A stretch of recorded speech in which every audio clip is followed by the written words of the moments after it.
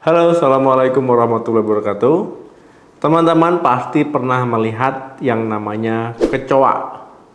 Nah, kecoa ini ya siapa tahu di rumah teman-teman banyak kecoa. Kalau di rumah teman-teman kecoanya banyak ya harus hati-hati ya. Karena kecoa ini ya dia kan makan makanan busuk ya, makanan sisa ataupun makanan yang nyelip-nyelip gitu ya. Nah, ini bisa menyebabkan penyakit pada teman-teman ataupun keluarga di rumah. Jadi kita akan membahas bahaya kecoa untuk kesehatan.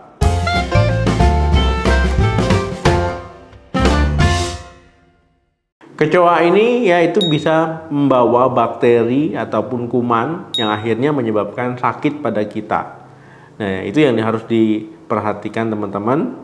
Ya, jadi ada beberapa masalah kesehatan yang bisa disebabkan oleh kecoa. Di antaranya yang pertama adalah asma. Kecoa ini ya berbahaya bagi kesehatan. Nah, apalagi kalau seandainya di rumah teman-teman ada anggota keluarganya yang punya asma. Nah, jadi kecoa bisa menjadi alergen ya, yang mengakibatkan asma tadi itu jadi kambuh ataupun sering kambuh, kemudian memperburuk kondisi penyakit asma.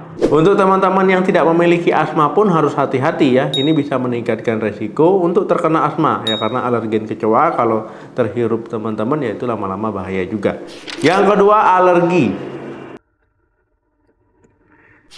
Mungkin banyak yang belum tahu kalau seandainya air liur kecoa itu bisa menyebabkan alergi ya, karena banyak di situ zat alergen.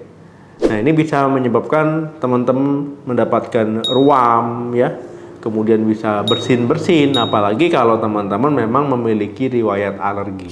Ketiga, kontaminasi makanan. Kecoa ini hidupnya dia bisa makan apa saja. Ya, makan bekas kita, ya makan sisa, makanan busuk. Ya, misalkan makan tanaman mati pun ya. Makan hewan lain yang mati itu juga dia bisa makan. Nah, apalagi kecoa ini aktifnya itu di malam hari ataupun di tempat-tempat gelap. Nah, bayangin ya saat teman-teman tidur, ya kemudian kecoa ini ya hinggap di makanan teman-teman ya. Bahkan bertelur dia di situ.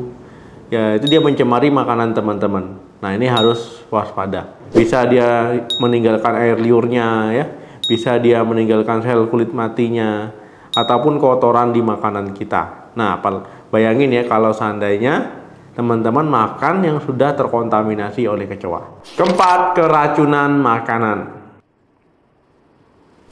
Teman-teman ya memang kecoa itu paling gampang ditemukan di sekitaran dapur ya, karena memang akses ke makanan ya, ke tempat sampah mungkin ya, ataupun akses air itu lebih gampang. Nah, makanan yang sudah terkontaminasi tadi ya itu tentu kan akan ada alergennya di situ, banyak bakterinya ya. Kemudian kalau kita makan makanan yang sudah terkontaminasi itu bisa menyebabkan keracunan makanan ya. Bisa teman-teman terkena tipes ya, bisa teman-teman mengalami mual muntah serta diare. Kelima, sumber bakteri. Teman-teman ya saat kecoa makan ya dia akan mengeluarkan air liurnya dan juga memuntahkan cairan sistem pencernaan. Nah, di sistem pencernaan kecoa ini ada bakteri ya, dia tumbuh subur di situ.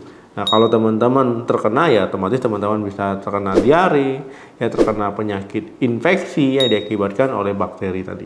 Keenam, gigitan kecoa.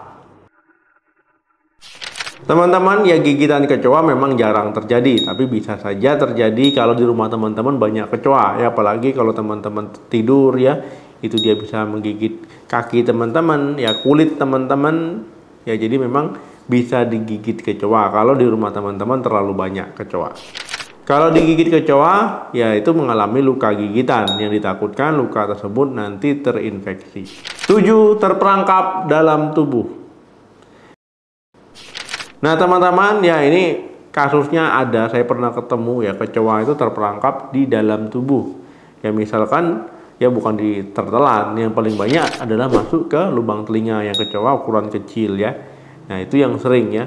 Ini juga bisa misalkan masuk ke hidung teman-teman. Jadi hati-hati, ini misalkan teman-teman sedang tidur ya kemasukan kecoa di telinganya. Tip melindungi rumah dari kecoa. Nah, teman-teman ya untuk melindungi rumah biar tidak banyak kecoa ataupun kecoa biar tidak berkembang biak, yang pertama tentu teman-teman harus rajin membersihkan area rumahnya baik di luar maupun di dalam. Yang kedua, teman-teman ya harus membersihkan area dapur, khususnya sudah memasak ya, alat-alat masaknya dibersihkan, kemudian juga sampah-sampahnya dibersihkan, sisa-sisa makanan ataupun bahan memasaknya dibersihkan ya, supaya tidak ada nanti kecoa datang di situ. Nah, teman-teman juga di sudut-sudut dapurnya ataupun di sudut-sudut perabotannya juga harus dibersihkan. Biasanya dia ngumpet di situ ya, nyumput di situ. Misalkan juga kompor ya, kulkas ya, dispenser ya, ataupun bahan-bahan yang bisa digeser-geser, itu biasanya kecoa banyak di situ. Yang keempat, jangan menyimpan sisa makanan di dalam ruangan ya, ruangan terbuka. Nah, ini bahaya juga. Yang kelima, kalau memang ada tumpahan makanan ya, itu langsung segera dibersihkan ya, supaya tidak mengundang kecoa. Yang keenam, teman-teman pastikan kalau di dapurnya ada keran air ya, itu segera dimatikan ya. Jangan sampai menetes-menetes ya. Kemudian kamar mandinya pastikan juga kering ya, karena kecoa tetap butuh air untuk hidup. Kemudian kalau rumahnya ada retakan-retakan sedikit ya, itu segera ditempel, takutnya nanti dia bersembunyi di dalam situ ya. Nah, kemudian kalau teman-teman punya makanan ya, sebaiknya ditutup. Nah, teman-teman, itu tadi ya bahaya kecoa untuk kesehatan. Nah, ada pengalaman apa nih ya terhadap kecoa di rumah, ataupun ada tips untuk menghilangkan kecoa dari teman-teman, silakan tulis di kolom komentar. Terima kasih yang sudah menonton video sampai habis. Jangan lupa like, share, dan komen. Sampai ketemu lagi di video saya selanjutnya. Salam sehat, sampai jumpa.